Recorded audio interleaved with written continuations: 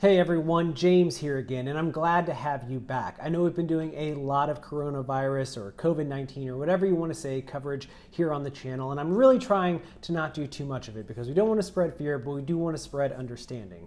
In today's video, I want to take a few minutes to talk about how what's happening right now will impact the industry moving forward, because we can't pretend that we're just going to go back to normal. It's not going to happen, but don't worry, I don't think it's going to be that bad in the long run.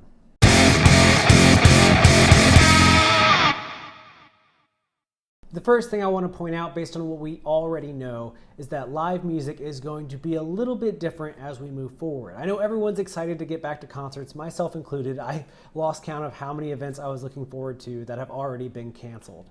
But when we get back to that realm, when we get the okay to start hosting concerts, a few things are probably going to happen first.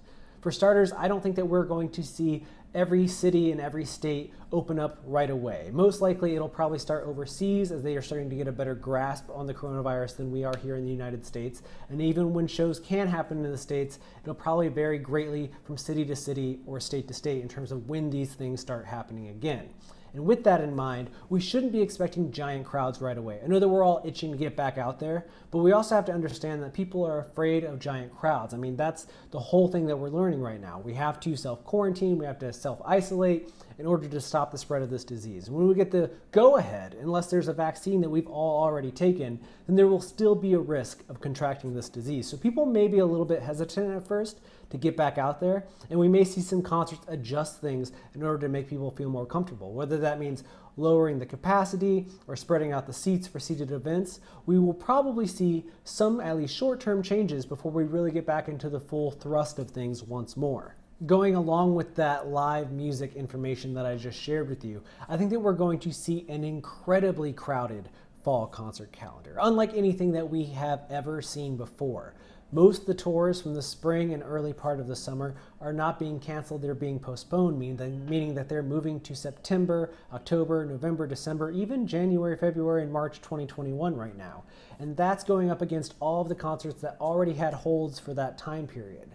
I believe the months of September and October specifically are going to be very, very busy if we get back to business as usual by then, because we're going to have roughly 25 to 50 festivals just here in the United States squeezed into those 2 months, alongside countless tours from every corner of the industry, filling every marketplace that is possibly hosting live music. It is going to be a mad rush for consumer dollars and to get artists back out there on the road. And that can cause a few unforeseen side effects.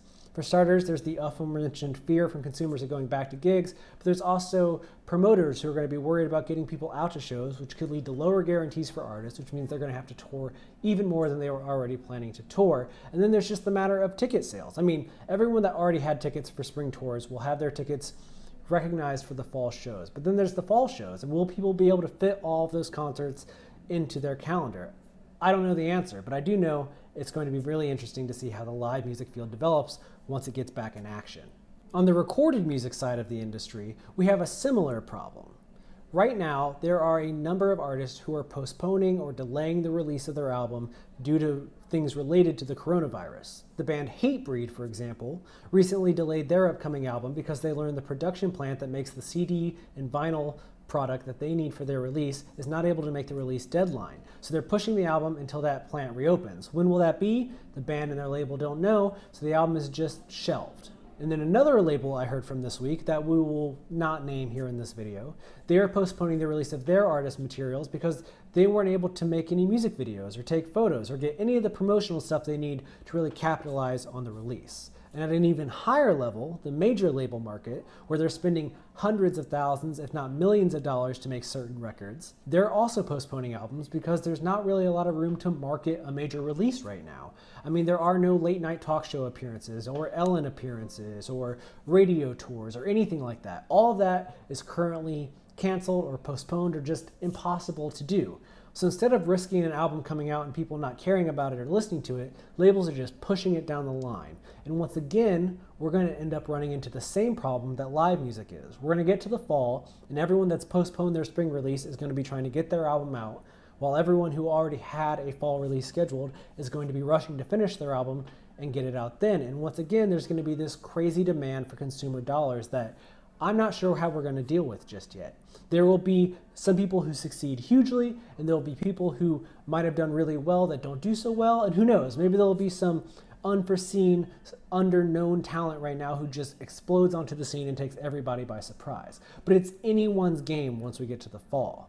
If I could offer any advice to artists that are considering what to do with their release, I think if you have something done right now, there is a lot of room for somebody to really stand out and shine if you get your music out sooner than later. Everyone's at home, everyone's looking for something new to consume, and there is a giant marketplace of people who are interested in new music. So take advantage of that. Because if you're pushing your release off, you're going to be competing against so much talent this fall.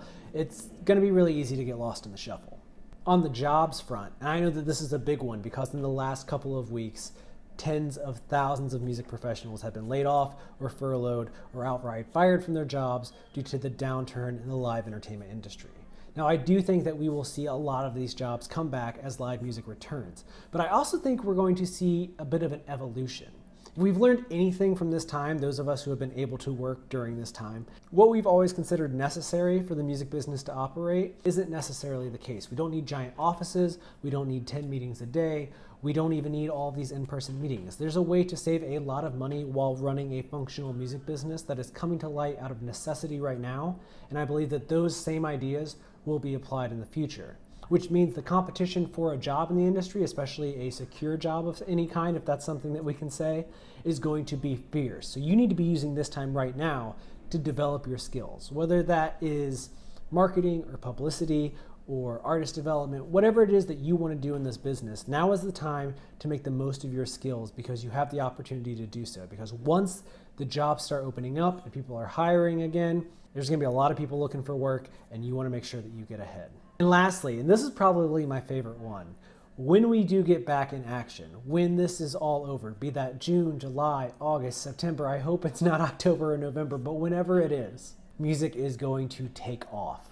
Once people get back into their commutes to work, streaming consumption is going to go up. Once people have money in their pockets, live music is going to see a huge return of audiences.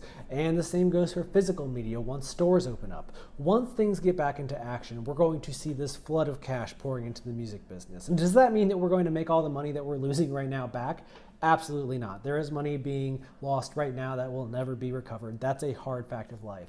But we will see a bump, I believe. I do think that people are going to be excited to get back into the things that remind them of what life was like before this virus struck. And one of the things that does that best, live music, recorded music, just getting lost in music. That's what people live for. There are countless people online right now, if you read their bios, it says, I love music, or I worship music, or music is my life, or some form of that. And while they may lose sight of that right now, because obviously there are these huge pressing matters that we're all trying to deal with, that's going to be true once again when we get on the other side of this. Make no mistake, life as we know it has changed, but the music industry will always be here. There will always be an audience for it, and there will always be a place for you if you're willing to work hard, learn as much as possible, and keep yourself available for any opportunities that come along. And if you want even more insight into how this virus is changing the industry or just advice on the industry in general, then you need to subscribe to Music Biz. That's what you're watching right now. My name's James. I host most of the videos here on the channel,